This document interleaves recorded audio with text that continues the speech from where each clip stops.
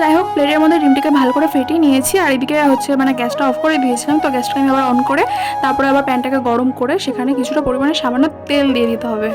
এখানে কিন্তু আপনাদের সাদা তেলে ফ্রাই করতে হবে, কারণ সর্ষের তেলে এগুলো ভালো লাগবে না খেতে। তো তারপরে ডিম দিয়ে সামান্য পরিমাণে আমি কিন্তু হালকা একটু দিয়েছি, মানে ডিমের যে প্রলেপটা ওপর থেকে।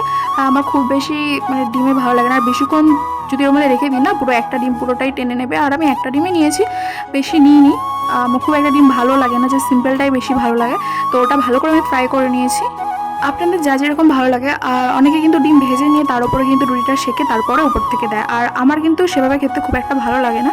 আমার এভাবেই ডিম থেকে ওপর থেকে হালকা করে চুবিয়ে তারপরে এভাবে ফ্রাই করে নিলেই ভালো লাগে। তো আমার এটাই পছন্দ। তো সস দিয়ে তারপরে আপনারা স্যালাড দিয়ে দিতে পারেন। তো আমার কাছে শসাটা ছিল না আজকে, টমেটো পেঁয়াজ এগুলোই ছিল, তো ওটা দিয়ে স্যালাড বানিয়ে নেবো সুন্দর করে। আর যা কিছুতে হোক না কেন, স্যালাডটা খেতে আমার ভীষণই ভালো লাগে। আর স্যালাড খাওয়াটাও উচিত, হেলথের জন্য খুবই ভালো। কাঁচা জিনিস বা কাঁচা সবজি খুবই